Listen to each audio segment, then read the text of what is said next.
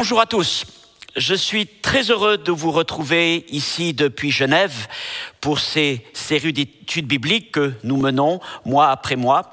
Et je suis donc très heureux de vous saluer, que vous soyez membre de l'Église de Réveil de Genève, que vous soyez de Suisse, de France ou d'ailleurs. Et j'espère que ces enseignements, ces messages vous apportent l'édification, les encouragements, l'espérance, la consolation nécessaires pour avancer encore plus loin dans la foi en Jésus-Christ. Je débute aujourd'hui une série de 4 messages sur le retour de Jésus. Ce seront des choses assez basiques, simples. C'est en fait une espèce de module d'introduction à cette partie de la doctrine qu'on appelle l'eschatologie, c'est-à-dire les choses de la fin des temps. Et ainsi, dans ces 4 messages, nous allons nous en tenir essentiellement à ce que la parole de Dieu nous dit. Nous n'allons pas commencer à partir dans des réflexions autour de modèles. Non, nous allons nous en tenir à l'essentiel. Et voici les messages que nous aborderons. Ce soir, je vais parler du retour de Jésus. La prochaine fois, nous parlerons des signes du retour. Ensuite, la résurrection. Et enfin, nous parlerons de l'enlèvement de l'Église. Alors, je voudrais vous inviter à ouvrir vos Bibles dans le dernier livre des Écritures, au dernier chapitre, c'est-à-dire dans Apocalypse chapitre 22. Et tout de suite, nous allons présenter ces moments au Seigneur. Notre Dieu, notre Père, quelle grâce de pouvoir encore ouvrir ta parole. Et quelle grâce, Seigneur, de pouvoir ensemble méditer autour de cette promesse extraordinaire du retour de Jésus. Tout comme nous croyons que ton Fils est venu une première fois sur la terre il y a 2000 ans pour le salut des hommes, nous croyons qu'il revient bientôt, une seconde fois, pour venir chercher ceux qui auront cru dans sa parole. Merci, Seigneur, d'affermir notre foi et que, Seigneur, ce que tu vas me permettre de partager puisse être vraiment en bénédiction pour tous ceux qui le recevront dans le nom de Jésus-Christ. Amen. Alors, je ne vais pas lire un verset en particulier de ce chapitre 22 de l'Apocalypse, mais je voudrais vous inviter à remarquer quelque chose. Nous trouvons dans ce chapitre les dernières paroles de Jésus dans les Écritures. Peut-être avez-vous une Bible comme la mienne, où d'ailleurs les paroles de Jésus sont en rouge, et c'est un peu plus facile du coup à les retrouver. Mais vous pourrez noter avec moi que par 3 fois dans ce chapitre, verset 7, verset 12 et enfin verset 20, eh bien par 3 fois revient la même parole de Jésus. Oui, je viens bientôt. 3 fois, oui, je viens bientôt. Comme si dans ce dernier message que le Seigneur nous laisse dans les Écritures, eh bien il veut affirmer, réaffirmer cette promesse. Peut-être estiment-ils déjà que le temps qui séparait ces choses de leur accomplissement pourrait être long. Veut-il encore bien établir cette promesse pour nous encourager? Oui, c'est certain, il vient bientôt. Il ne l'a pas dit qu'une fois, ni 2, mais 3 fois dans les dernières paroles qu'il nous laisse. Le mot « bientôt » est intéressant en grec parce qu'il a 2 sens. Il peut vouloir dire « sous peu », bientôt, donc, comme en français, mais il peut aussi avoir le sens de promptitude, vitesse et subitement. Et je pense que les 2 aspects de ce mot nous donnent une idée de ce que sera le retour de Jésus, et c'est de cela dont nous allons parler maintenant. C'est donc par cette promesse que Jésus conclut les Écritures. Mais bien sûr, ça fait 2000 ans que le Seigneur a parlé. Et beaucoup voient alors dans ce temps écoulé une évidence de la folie de croire dans une telle chose. Pourtant, même si Dieu n'a pas encore permis l'accomplissement de cette parole, la foi des chrétiens n'a pas été ébranlée et elle n'est toujours pas ébranlée. Car en ouvrant les yeux autour de nous, eh bien, nous voyons bien que nous vivons dans des temps très particuliers, des temps que j'appelle ceux de la convergence de grands et nombreux signes politiques, économiques, sociaux, religieux, écologiques, cosmiques même, annonçant le retour de Jésus-Christ. et nous serions évidemment insensés de les ignorer, nous sommes dans la saison de la douleur des enfantements. Nous en parlerons plus en particulier en détail dans le second enseignement de cette série. Aussi, nous croyons plus que jamais que Jésus est proche et sa promesse sur le point de s'accomplir. Tout est prêt dans le ciel, comme il l'avait promis. Je m'en vais vous préparer une place. Oui, tout est prêt dans le ciel pour accueillir son Église. Et le Fils, en quelque sorte, n'attend plus que l'accord du Père pour venir chercher celle qu'il aime tant, son Église.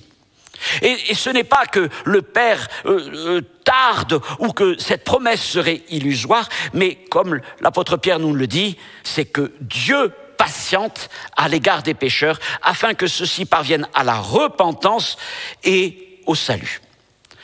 Mais encore une fois, Jésus revient bientôt.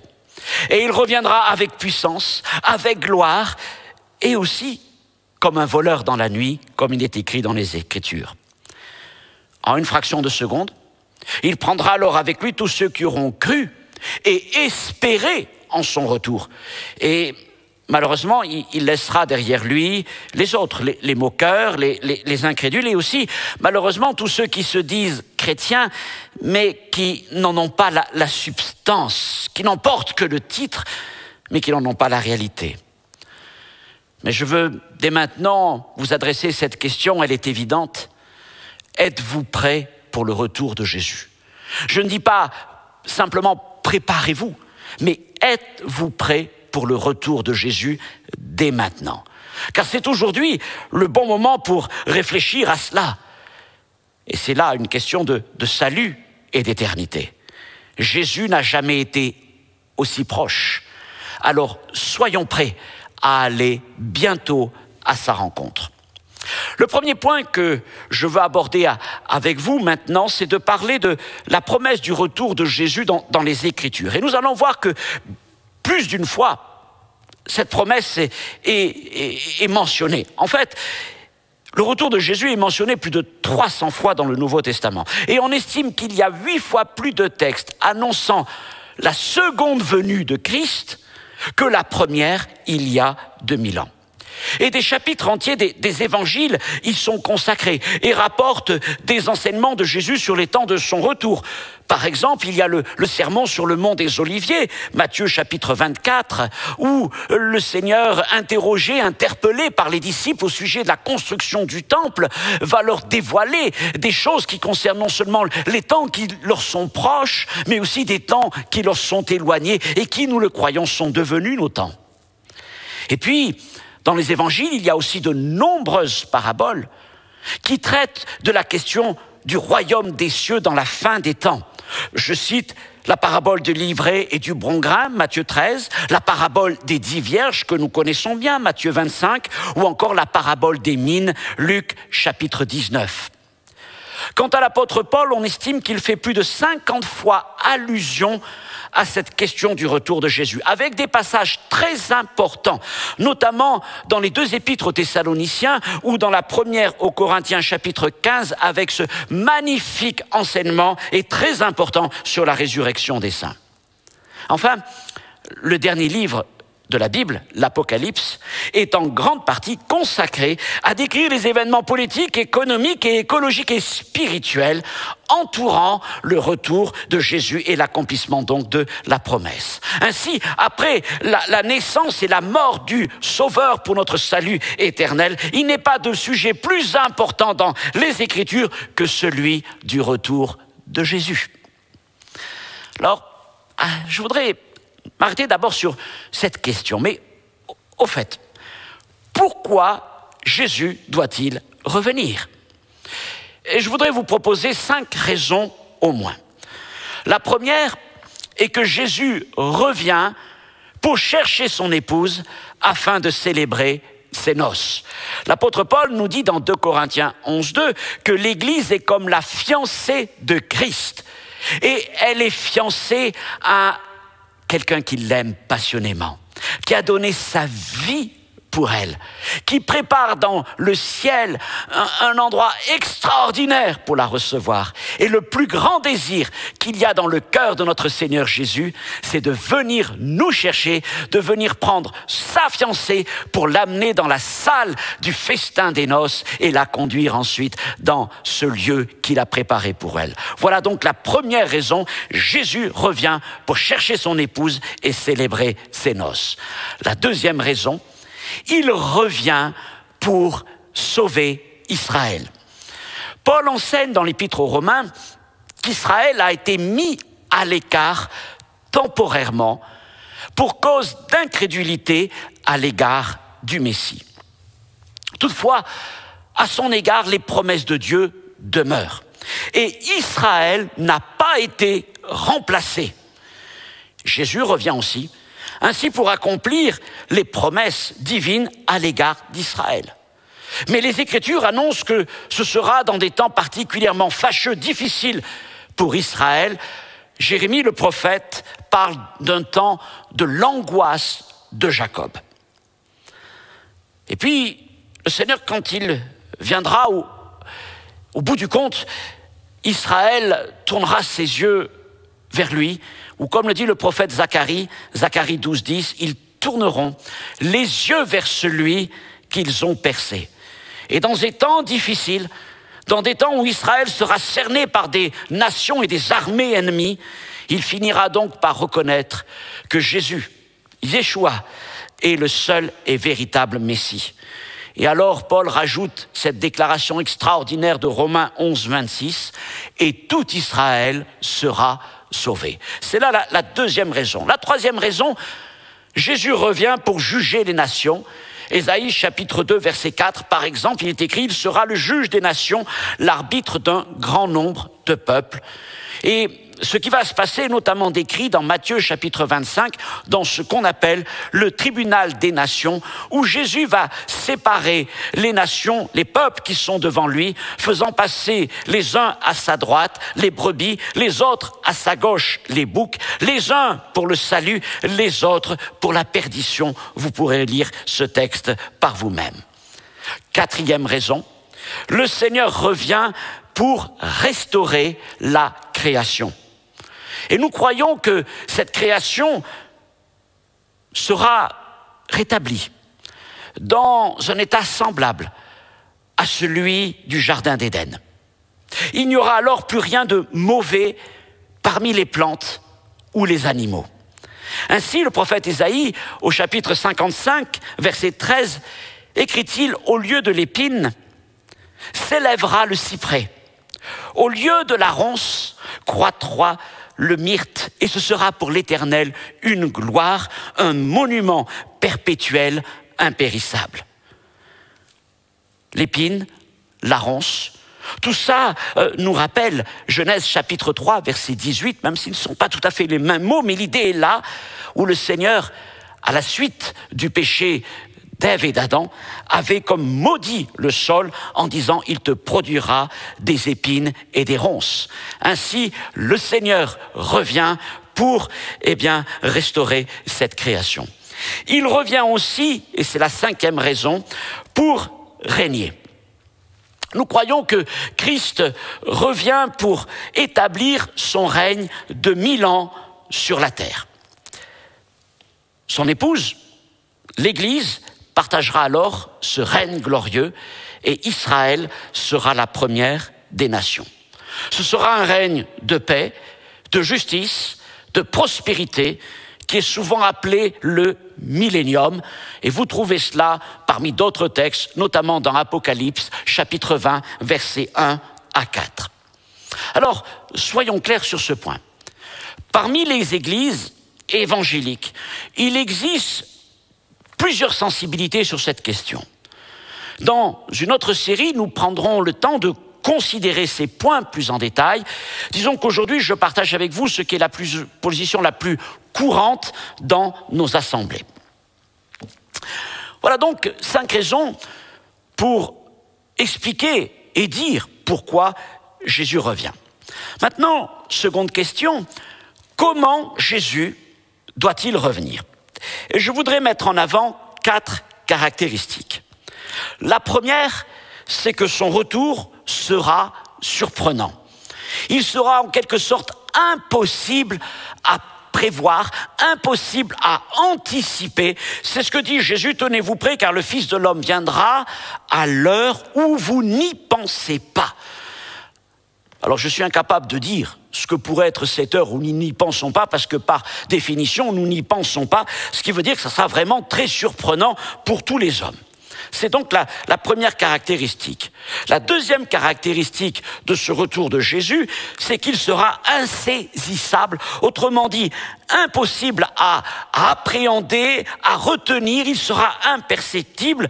Et c'est là, dans 1 Thessaloniciens 5.2, que nous avons cette parole où Paul écrit, car vous savez bien vous-même que le jour du Seigneur viendra comme un voleur dans la nuit. Troisième caractéristique, il sera irrésistible. C'est-à-dire, il n'y aura aucune possibilité de l'empêcher de s'accomplir. 1 Thessaloniciens 4.17, ensuite nous les vivants qui serons restés, nous serons tous ensemble enlevés avec eux sur des nuées. Le verbe enlever est très fort. On pourrait même presque le traduire en français par kidnapper. Ça va être une empoignade de force. Nous ne pourrons donc pas lui résister. Quatrième caractéristique du retour de Jésus, il sera destructeur. Et il sera impossible à contenir.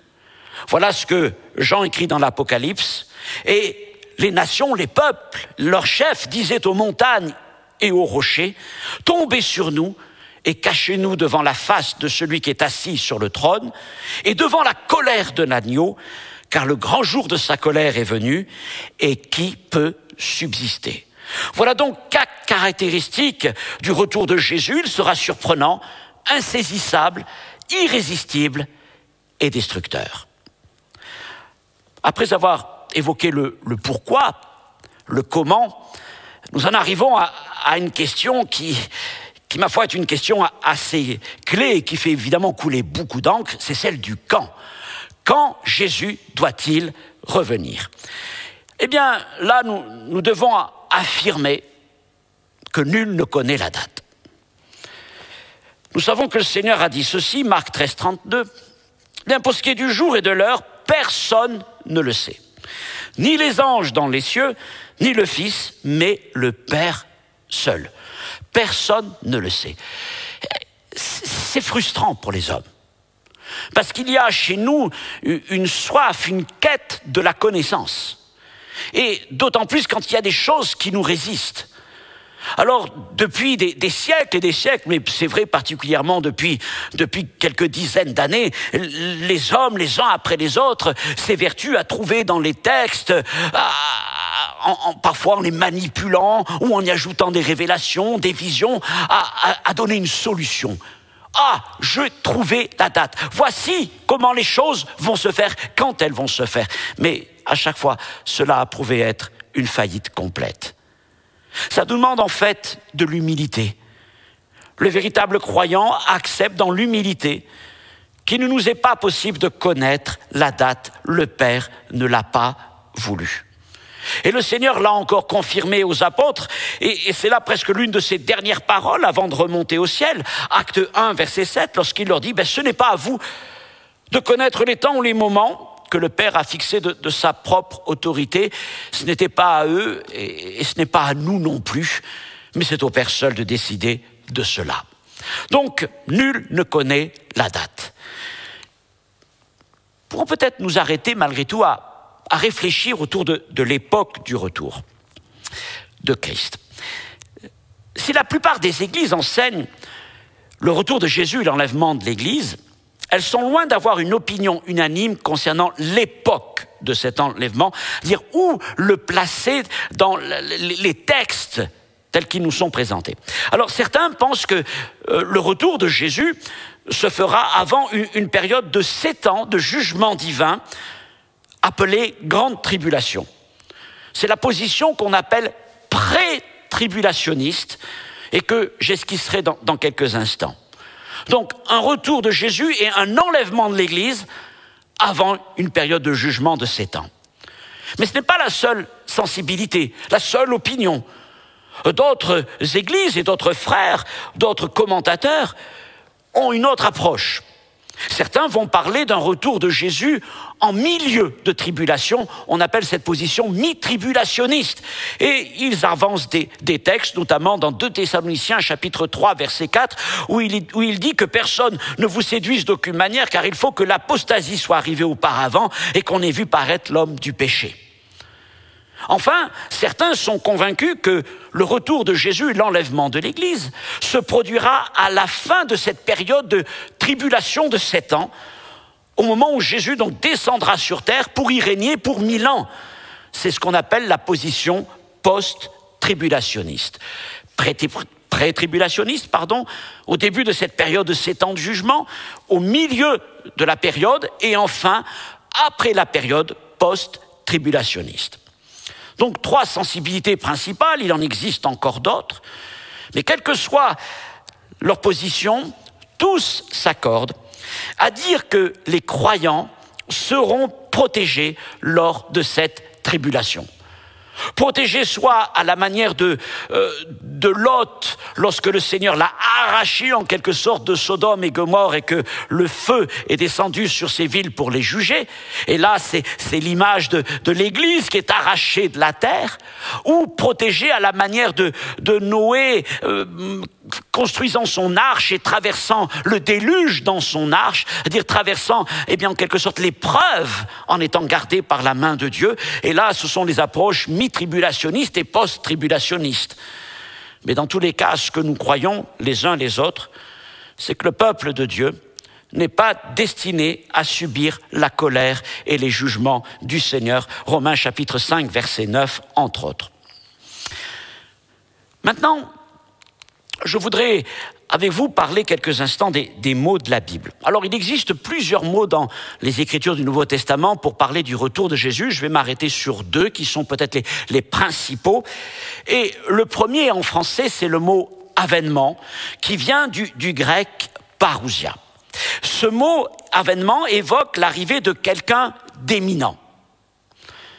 Par exemple, Paul écrit « Nous, les vivants, restés pour l'avènement du Seigneur ». 1 Thessaloniciens 4, verset 15.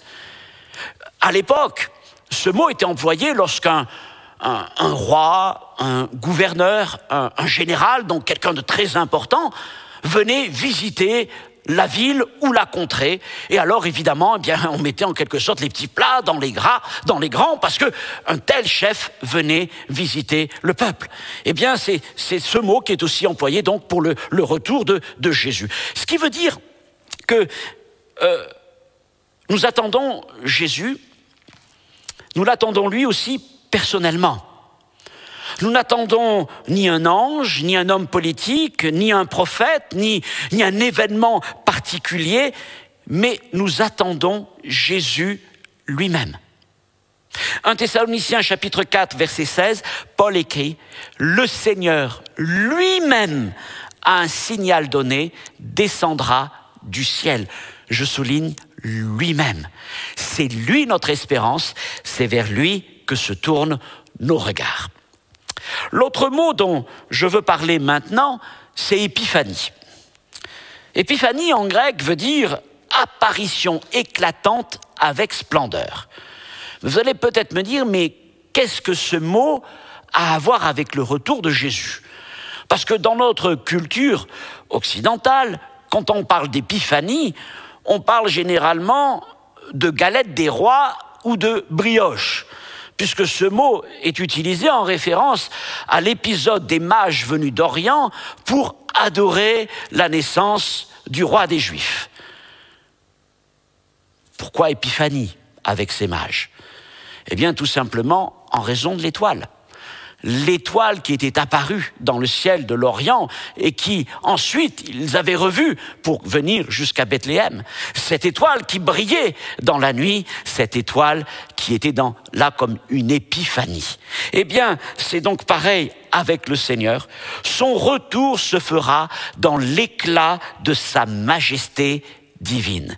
Et l'apôtre Paul écrit dans 2 Thessaloniciens 2, verset 8, « Et maintenant paraîtra l'impie, que le Seigneur Jésus détruira par le souffle de sa bouche et qu'il l'anéantira par l'éclat, c'est-à-dire l'épiphanie de son avènement. » L'éclat de son avènement, l'épiphanie de son avènement. Le mot épiphanie marque un contraste entre la première venue de Jésus il y a 2000 ans comme serviteur des hommes et son retour comme Seigneur glorieux. Les anges l'ont bien dit, acte 1, verset 11, c'est au moment où le Seigneur remonte au ciel et que les disciples ont les yeux fixés sur les nuées, et peut-être sont-ils là stupéfaits, ne sachant trop plus quoi faire, et les anges s'adressent à eux. « Hommes galiléens, pourquoi vous arrêtez-vous à regarder au ciel ? Ce Jésus qui a été enlevé au ciel du milieu de vous viendra de la même manière que vous l'avez vu allant au ciel. » Alors ce texte est très intéressant. D'abord parce qu'encore une fois, il insiste sur ce Jésus. Oui, c'est lui que nous attendons. Nous n'attendons encore une fois ni aucun événement particulier, ni aucun ange ou quoi. C'est ce Jésus que nous voulons voir. C'est lui qui nous intéresse. Mais encore, regardons cette parole des anges. Ils nous disent en quelque sorte que Jésus est remonté au ciel d'une manière différente de ce qu'il en est venu. Je m'explique. Si la première fois, à Bethléem, Jésus est venu comme un simple homme, un serviteur, s'étant dépouillé de sa gloire divine, jusqu'à donner sa vie pour nous à la croix.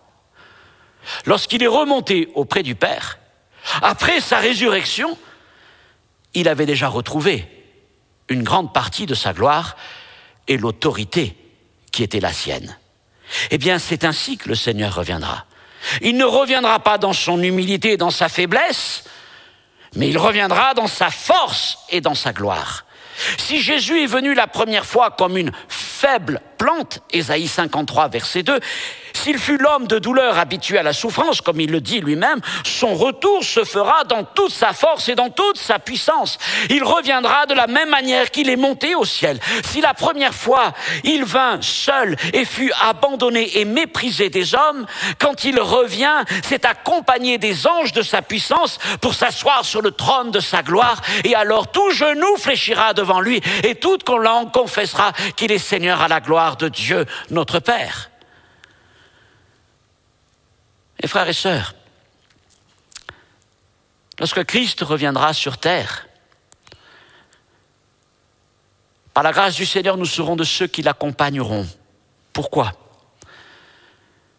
Parce que nous aurons fléchi le genou sur la terre, alors qu'il était élevé sur la croix, dépouillé, humilié, rejeté et mourant pour nos péchés. Et là, sur le bois de la croix, nous avons reconnu que cet homme, ce serviteur, était aussi le Seigneur, le Fils du Dieu vivant. Et nous avons confessé son nom. Et parce que nous avons fléchi le genou devant Jésus, mourant pour nos péchés, parce que nous avons confessé sa seigneurie alors qu'il était humilié, lorsqu'il reviendra, nous serons debout à ses côtés pour régner avec lui. Mais concernant tous ceux qui, à la recherche peut-être de telles figures merveilleuses, de tels personnages, de telles promesses extraordinaires, ne veulent pas reconnaître dans le Seigneur de la croix le Fils de Dieu, mais ils ne voient en lui que celui qui mérite d'être abandonné, celui qui est méprisable, celui qui n'est pas digne d'intérêt. Et ils ne veulent donc pas fléchir le genou devant lui, mais ils veulent rester debout dans leurs convictions, debout dans leur propre force. Et bien cela, lorsque le Seigneur reviendra sur terre, devront fléchir le genou devant lui. Ils n'ont pas fléchi le genou devant le Seigneur mourant à la croix, ils fléchiront le genou devant celui qui sera assis sur son trône de gloire. Et ils confesseront qu'il est Seigneur à la gloire de Dieu notre Père. Pour finir, dernier point, je voudrais mettre en évidence 2 séquences distinctes du retour de Jésus. Alors là, nous sommes dans l'interprétation classique de nombreuses églises évangéliques et de Pentecôte qui retiennent une différence entre, d'une part, la résurrection des saints et l'enlèvement de l'Église qui va à la rencontre de Jésus sur les nuées, et le retour de Jésus sur terre lorsqu'il posera son pied sur le mont des Oliviers. Voyons juste quelques points sur ça, nous prendrons le temps de les développer plus en détail dans les prochains enseignements. Parlons d'abord de la résurrection des saints et l'enlèvement de l'Église. 1 Thessaloniciens 4, versets 16 à 17, voilà des versets très importants. Il est écrit « Car le Seigneur lui-même a un signal donné à la voix d'un archange, au son de la trompette de Dieu descendra du ciel, et les morts en Christ ressusciteront premièrement. Ensuite, nous, les vivants, qui serons restés, nous serons tous ensemble enlevés avec eux sur des nuées à la rencontre du Seigneur dans les airs, et ainsi nous serons toujours avec le Seigneur. » Alors dans cette phase de son retour, nous pouvons dire qu'il est question de l'Église des vainqueurs. L'Église des vainqueurs. Qu'est-ce que je veux dire par là ? Je fais référence au premier chapitre de l'Apocalypse lorsque le Seigneur dit à celui qui vaincra. Les vainqueurs. Les vainqueurs sont ceux qui ont persévéré jusqu'au bout dans la foi, qui ont marché dans les voies de l'Évangile. Ceux-là sont proclamés vainqueurs. Eh bien, ceux-là sont morts, s'ils sont morts, ou ils vivent, s'ils sont encore vivants, dans l'attente du retour de Jésus-Christ. Et ceux-là, eh bien, seront donc récompensés au moment où le Seigneur viendra ressusciter les morts en Christ et enlever les vivants pour les amener à sa rencontre sur les nuées du ciel. Donc, voilà, dans cette première étape, Jésus ne pose pas son pied sur terre, il reste sur les nuées du ciel et l'Église vient à sa rencontre. Ce que nous apprend Paul aussi, c'est que cette séquence sera très rapide et invisible. 1 Corinthiens 15, 51, 52, il dit « Voici, je vous dis un mystère, nous ne mourrons pas tous, mais tous nous serons changés en un instant, en un clin d'œil à la dernière trompette. » Voilà donc la première partie, la première séquence en quelque sorte de ce retour de Jésus-Christ, la résurrection des saints et l'enlèvement de l'Église. Voyons rapidement la seconde partie, c'est le retour de Jésus sur terre, non plus simplement sur les nuées, mais sur terre, et nous parlons du retour de Jésus en gloire. Dans un deuxième temps, donc, après avoir célébré ses noces avec l'Église qu'il sera venu chercher, et après avoir déversé ses jugements sur la terre et les hommes, ce que nous appelons la tribulation, les jugements des sceaux, des trompettes et des coupes, alors le Seigneur reviendra sur terre, environné de ses anges et accompagné de son épouse, l'Église glorifiée, pour 1. Sauver Israël, 2. Juger les nations, 3. Renouveler toutes choses sur la terre, et 4. Introduire l'humanité dans son règne millénaire. Alors le Seigneur posera ses pieds sur le mont des Oliviers, à l'endroit même où il était monté auprès du Père. Il revient donc à Jérusalem.